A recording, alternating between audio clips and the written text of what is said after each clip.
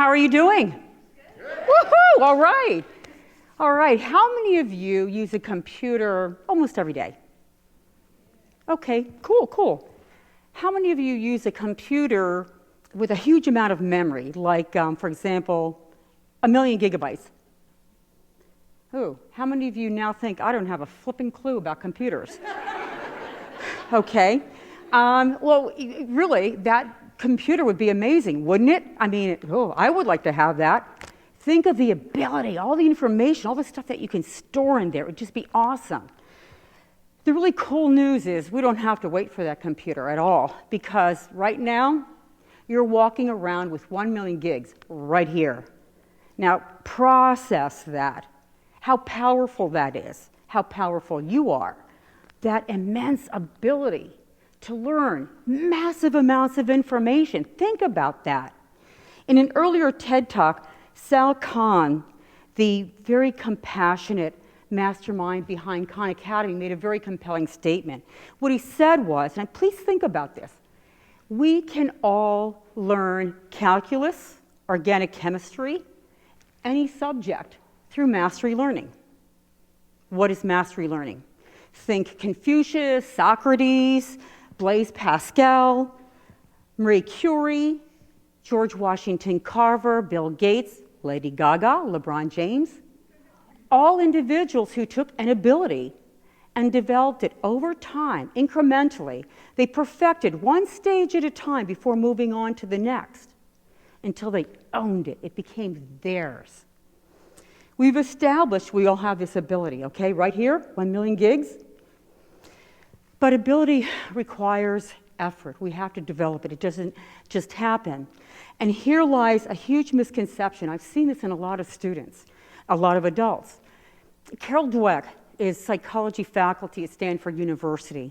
In her book, Mindsets, she makes some very interesting points. She says that people, children and adults with a fixed mindset, believe that no matter how hard they work, how hard they try, that, well, ability is fixed. There's not much they can do. It's out of their control. On the other hand, people who have a growth mindset believe that through that hard work, studying, practice, that they can develop their ability, which is in truth how the brain works, okay? So ability is developed through effort. So today, I want to talk about a 4-stage model, how we can become more effective and efficient learners. What do you think? What's the first step to learning new information? Pay attention! Are you? I see someone sleeping, texting. Oh, you look hungry. You look pissed. Oh, okay. Oh, bored. Oh, okay. Now, my imaginary audience of distractors, okay, that's a problem. We have to pay complete attention, void of any distractions. Otherwise, learning is sloppy. It's broken. It's filled with gaps and misconceptions.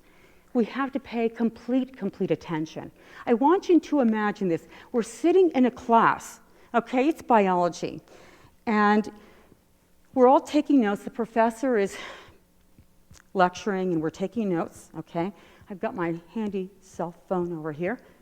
Incoming text. Oh my God, what? They broke up? What? Okay, back and forth here. Okay, got to take notes now. I'm in class. Okay, I'm a good student.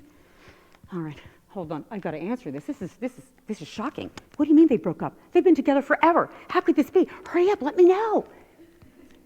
Time passes. I'm going back and forth between taking notes and texting. Where's my mind? Class is over. I go home. I study. I come back the next day. I take a quiz. I fail. Whose fault is it? It's the teacher's fault, of course. She doesn't know how to teach to my needs. It's the system of education. They're messed up. You know, granted, there are teachers who have issues. That is a truth. Our system of education needs some revamping. But I'll tell you, the greatest issue, the most fixable issue, is how children and adults approach learning. If you're not paying attention, learning is not going to happen. This 1 million gigs has the ability to control distractions. You have to make that happen. Cell phone, turn it off, put it away. Physical distractors. You're hungry, you're thirsty, you're sleepy. Rest, pack snacks, bring medication for the allergies, the headache. Be prepared. Other distractors, such as emotional distractors, a little tricky. Emotions are powerful. We all know that. However, remember one thing about emotions? They're not very stable. They're not logical. They're not rational. They will control us if we don't control them. Imagine you've had a fight with a significant other. You're on your way to class or to work, and you're replaying that argument over and over in your head, and you get to your destination. You just want to punch somebody out. How are you going to be able to pay attention? At that moment, you have to make a decision. I can't do anything about this. It's going to have to wait, and it will. Move on. Another emotional distractor, maybe more common, is anxiety. Okay? You're sitting in a class, you're given a document, and you look at the document and you go, oh, it's a project. It's a big project. Your stomach starts to churn and churn and churn, and your mind is messing with you already. Oh, everybody else in this class is smarter than me. They're more creative than me. They're going to do a much better job. I'm inept. I don't want to do this. Okay? If you're so inept, how do you account for all of your lifetime achievements? Think about what you've accomplished your entire life. See, emotions are really, really stinkers. They can overcome us if we don't control them. We must control our emotions. The last distractor to paying attention, in my opinion, is the most lethal one in our country, and that is boredom. Boredom results when we don't find value in a subject or content, or even worse, some people don't value education, period. I think we've all experienced this. We've been in a meeting or a class, and we're sitting there, we go, oh my, why do I have to listen to this rubbish? This is such junk. When am I going to use this in the real world? You shut your mind down. You're not paying attention. Maybe you stop attending class. Here's the thing. Learning is never, never wasted. Ever. You're going to learn something about that subject. You might not be fond of it, but you're still going to learn. And on top of it all, no matter what subject you take, you learn countless subskills. How to write, how to present, research, problem solving, critical thinking, time management. And how about this one? Perseverance. You didn't quit. You did not quit. You finished the course. You finished the degree. Wow. These are all skills that employers look for and value. Pay attention. Control the distractors because you can. This leads to our second stage. Our second stage is encoding. Encoding is taking attention to a much deeper level. Okay. In attention, we activate our senses, typically sight, sound, information enters into the brain for additional processing. This is the additional processing. Prior knowledge is activated. Prior knowledge is what we all know about an idea, about a subject. You know about learning. You've been doing it your entire life. Your prior knowledge right now is activated. It's really, really happy right now because we're talking about prior knowledge. Okay, here we have incoming information, and your prior knowledge says, ooh, I know this already. Affirm, woohoo! When new information comes in, your prior knowledge, again, is very, very happy, and it says, ooh, new, incoming, encode. And it takes that information and it connects it to the prior knowledge. So you see, this is how prior knowledge, this is how we develop our ability, by adding to it and adding to it consistently. Throughout our years of education, no doubt, this particular stage can feel painful and uncomfortable. For example, when we were all in first grade learning to read and write and do math problems and things like that, it was miserable because what prior knowledge did we have? So as we're doing this, it's very, very uncomfortable, and yet we did it, and look how far you came today. The amount of reading and writing and how your mathematics skills have progressed significantly. My point to this is that throughout your life, you're going to learn very challenging, very difficult content. And it's going to be uncomfortable, but you will learn it. This leads to our third stage, which is rehearsal and practice. Pretty obvious. This stage I find a lot of students aren't particularly fond of. Learning is not hard, it's time-consuming, and this is the time-consuming stage, practice and rehearsal. It's very, very interesting because we really have such an affection for professional athletes and singers and actors and actresses. Okay, think about a professional football player. You know how often they play games. What do you think they're doing in between? Back there, okay? That's the clue over there. They're practicing. Yes, they have downtime, but they're rehearsing and rehearsing. Singers, concerts, they rehearse and rehearse. That's why they're so incredibly good at what they do. Let's imagine Julia Roberts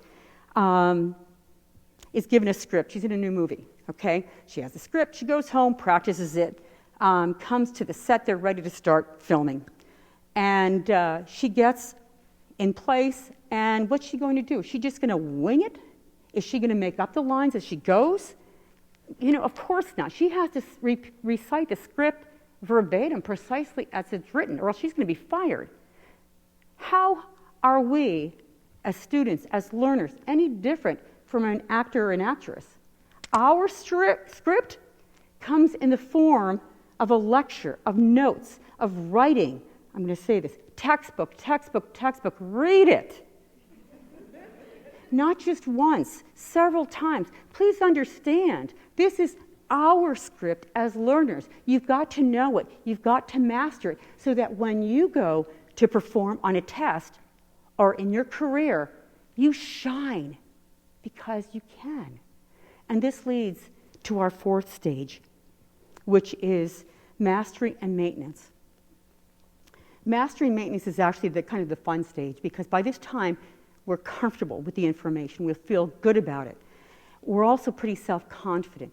And in this stage, we will go and we will roll up our sleeves and engage in relentless trial and error. Please understand that making mistakes, errors, failure is essential to human learning. Understand that. Internalize that. Failure is the wind beneath our wings.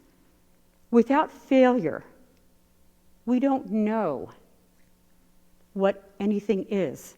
Failure teaches us what an idea is and is not, what a skill is and is not with great clarity, so that we can become experts in our area. And then we turn around and we go and you teach someone who pays attention, who encodes, who rehearses and practices, and who masters and maintains the skill that you have taught them. We have only one life on this earth. We have this miraculous, miraculous brain with 1 million gigabytes. Please, take this ability of yours. Use effort with great passion and perseverance. Develop the ability that you have because you can. If a human being can learn a skill, and I'm a human being, I can learn that skill. Please learn responsibly. Thank you.